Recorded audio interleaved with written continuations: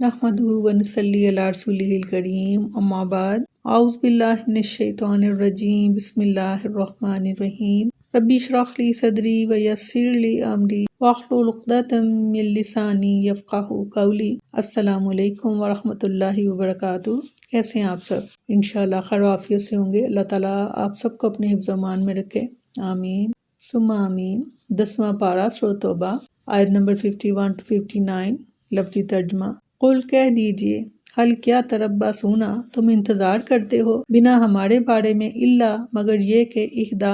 صرف ایک حسنی یعنی دو بھلائیوں میں، ونحن اور ہم نتربص انتظار کرتے ہیں بکم تمہارے بارے میں، ان یہ کہ یصیبکم کہ پہنچائے تم کو اللہ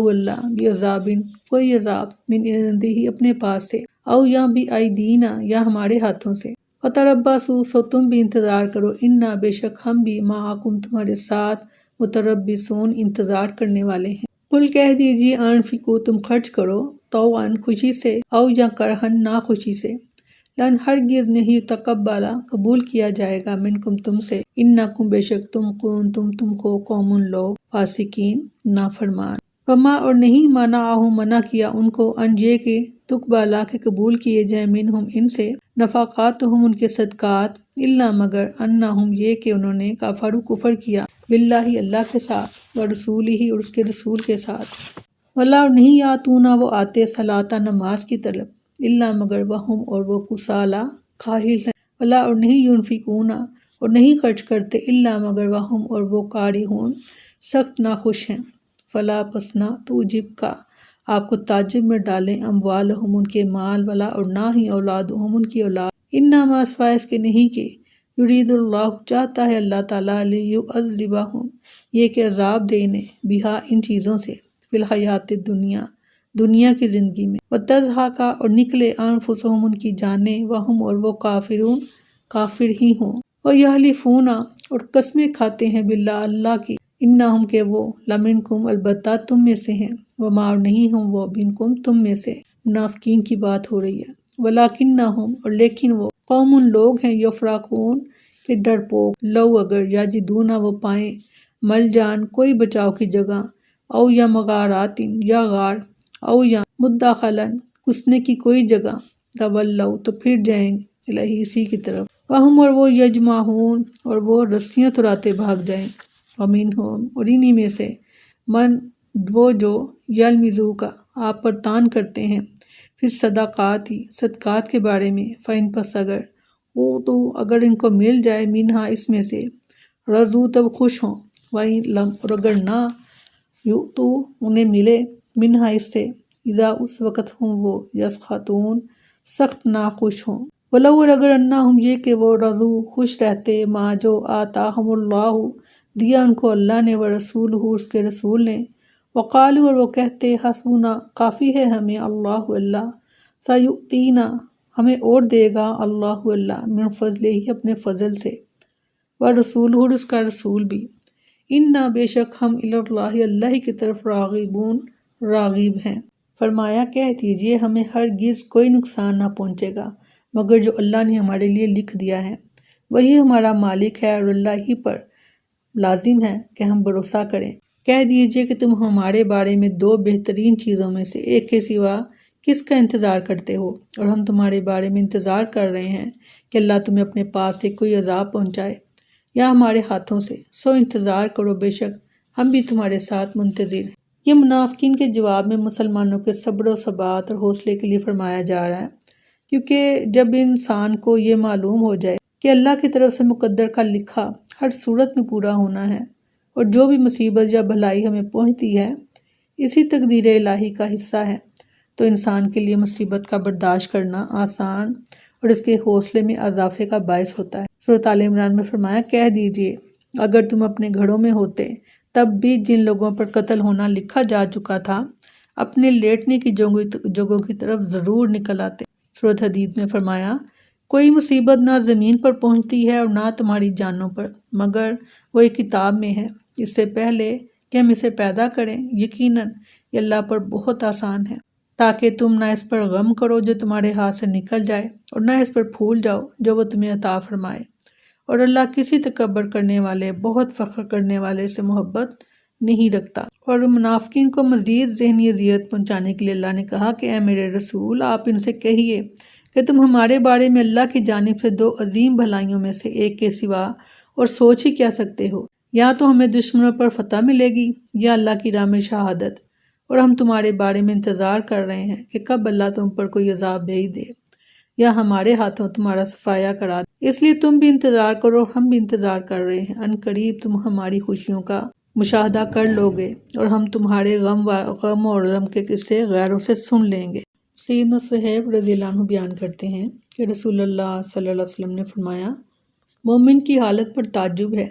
اس کا ہر معاملہ اس کے لیے بہتر ہے، اور یہ چیز سوائے مومن کے اور کسی کو حاصل نہیں کہ اگر اسے خوشی حاصل ہوتی ہے تو وہ شکر ادا کرتا ہے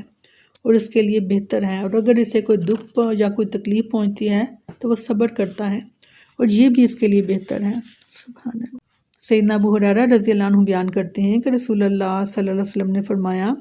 اللہ تعالیٰ نے اس چیز کی ضمانت دی ہے کہ جو شخص میری راہ میں جہاد کے لیے نکلے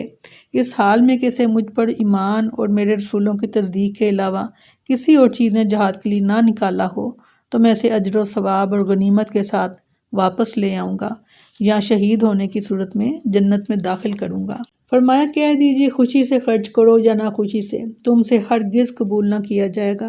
بے شک تم ہمیشہ سے نافرمان لوگ ہو، اور انہیں کوئی چیز اس سے مانع نہیں کہ ان کی خرچ کی ہوئی چیزیں قبول کی جائیں،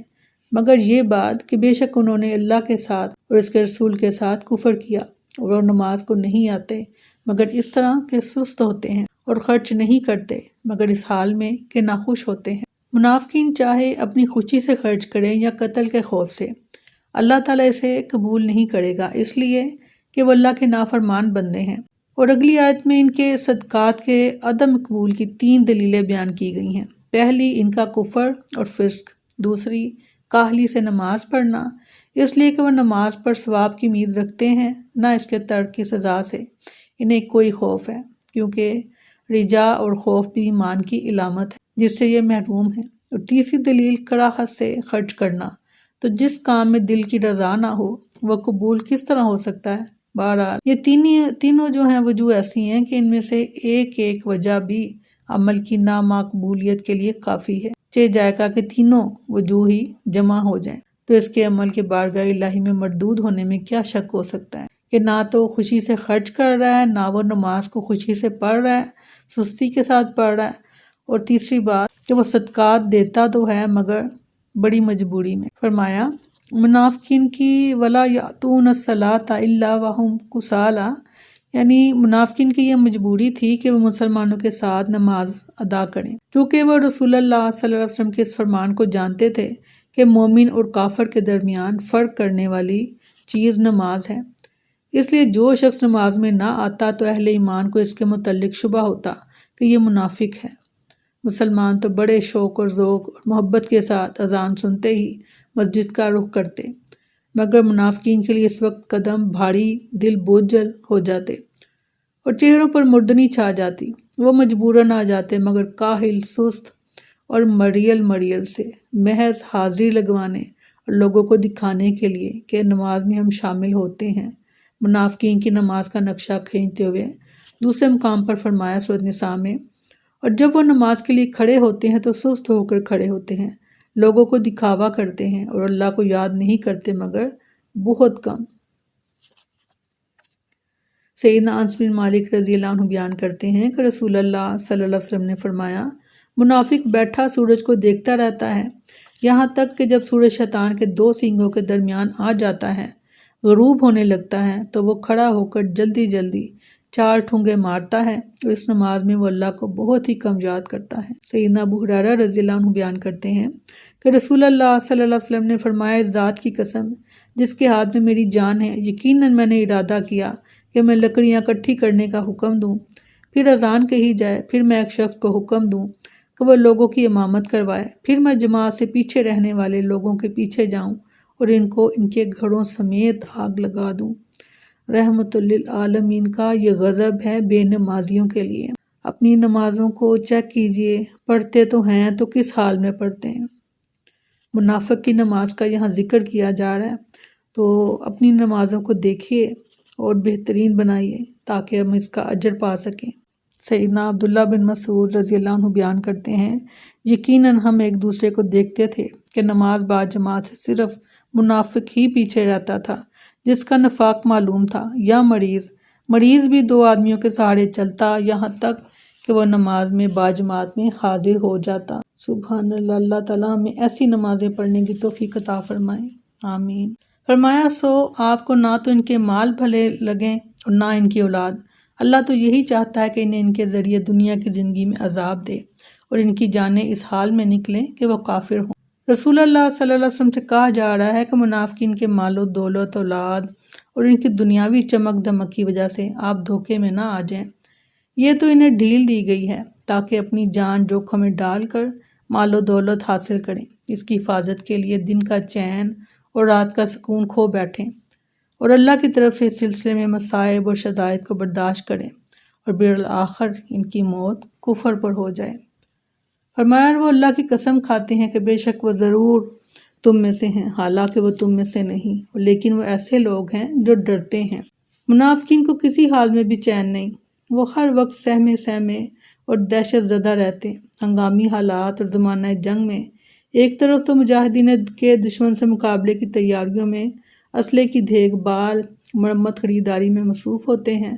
منڈیوں اور بازاروں میں جہادی گہما گہمی ہوتی ہے، سواریوں کی خرید و فروخت کا سامان ہوتا ہے۔ مجاہدین کا جہادی جذبہ، زوردار تیاریاں اور زبردست چہل پہل سے منافقین کے دل بجھے چہرے غمگین، قدم بوجھل اور یہ فکر دامن گیر کہ پتہ نہیں ہمارا کیا بنے گا، ہمیں ساتھ چلنے کا حکم آ گیا تو کیا کریں گے۔ دوسری طرف یہ خوف کہ کہیں ان کا اتفاق مسلمانوں پر نہ کھل جائے، اس لیے قسمیں کھا کر مسلمانوں کو یقین دلاتے ہیں کہ وہ مخلص مسلمان ہیں، حالانکہ اللہ تعالیٰ ان کے بارے میں گواہی دیتا ہے کہ وہ مسلمان نہیں۔ فرمایا اگر وہ کوئی پناہ کی جگہ پا لے یا کوئی غاریں یا گھسنے کی کوئی جگہ تو اس کی طرف لوٹ جائیں، اور اس حال میں کہ وہ رسیاں ترا رہے ہوں۔ مسلمانوں سے ان کے خوف اور نفرت کا حال یہ ہے کہ اگر انہیں کوئی پناہ گاہ یا کوئی غار یا کوئی رہنے کی جگہ مل جائے تو وہاں چلے جاتے تاکہ مسلمانوں سے دور ہوتے، اور اسلام اور مسلمانوں کی کامیابی اور ان کی فتح اور غلبہ کی باتیں سن کر ان کے دل پر جو چڑکے لگتے ہیں اس سے نجات مل جاتی۔ اور ان میں سے کچھ وہ ہیں جو آپ پر صدقات کے بارے میں تان کرتے ہیں، پھر انہیں ان میں سے دے دیا جائے تو خوش ہو جاتے ہیں، اور اگر ان میں سے نہ دیا جائے تو اسی وقت وہ ناراض ہو جاتے ہیں، اور کاش کہ واقعی وہ اس پر راضی ہو جاتے جو انہیں اللہ اور اس کے رسول نے دیا، اور کہتے کہ ہمیں اللہ کافی ہے، جلد ہی ہمیں اپنے فضل سے دے دے گا اور اس کا رسول بھی، بے شک ہم اللہ ہی کی طرف رغبت کرنے والے ہیں۔ اس آیت میں اللہ تعالیٰ منافقین کی اصلاح کے لیے بڑے خوبصورت انداز میں نصیحت اور اہل ایمان کی رہنمائی فرما رہا ہے کہ ان لوگوں کو رسول اللہ صلی اللہ علیہ وسلم کے ہاتھوں اللہ تعالیٰ نے جو کچھ دے دیا تھا وہ اسی پر قناعت کرتے، صبر اور شکر کا مظاہرہ کرتے اور ہر معاملے کو اللہ کے سپرد کرتے ہوئے حسبنا اللہ کہتے کہ مال کی کوئی حیثیت نہیں بلکہ ہمارے لیے تو اللہ ہی کافی ہے، اور سوچتے کہ اب کی بار اگر مال نہیں ملا یا توقع سے کم ملا ہے تو کوئی بات نہیں، اللہ تعالیٰ بہت جلد اپنے فضل خاص سے اپنے رسول کے ذریعے ہمیں دوبارہ مال عطا کر دے گا، اور کہتے کہ ہم تو یقیناً حصول اور مال اور زر کی تمام تر رغبتیں، امیدیں اور توقعات اللہ تعالیٰ کی ذات ہی سے وابستہ کیے ہوئے۔ سیدنا عمرو بن تغلب رضی اللہ عنہ بیان کرتے ہیں کہ ایک مرتبہ رسول اللہ صلی اللہ علیہ وسلم نے خطبہ ارشاد فرمایا، اللہ تعالیٰ کی حمد و ثنا کے بعد فرمایا، اما بعد، اللہ کی قسم، مال کی تقسیم کے وقت میں بعض لوگوں کو دیتا ہوں اور بعض کو نہیں دیتا۔ میں جن لوگوں کو مال نہیں دیتا وہ مجھے زیادہ محبوب ہیں بنسبت ان لوگوں کے جن کو میں مال دیتا ہوں۔ میں تو ان لوگوں کو مال دیتا ہوں جن کے دلوں میں بے صبری اور لالچ دیکھتا ہوں، اور جن لوگوں کو میں مال نہیں دیتا ان کو میں اس غنا اور بھلائی کے حوالے کر دیتا ہوں جو اللہ تعالیٰ نے ان کے دلوں میں رکھی ہے۔ ایسے ہی لوگوں میں ایک عمرو بن تغلب بھی ہے۔ عمرو بن تغلب رضی اللہ عنہ بیان کرتے ہیں کہ رسول اللہ صلی اللہ علیہ وسلم کی زبان مبارک سے اپنے متعلق یہ توصیفی الفاظ سن کر مجھے اتنی خوشی ہوئی کہ اللہ کی قسم اگر مجھے سرخ اونٹ بھی مل جاتے تو بھی اتنی فرحت اور لذت اور خوشی حاصل نہ ہوتی۔ سبحان اللہ۔ السلام علیکم ورحمۃ اللہ وبرکاتہ۔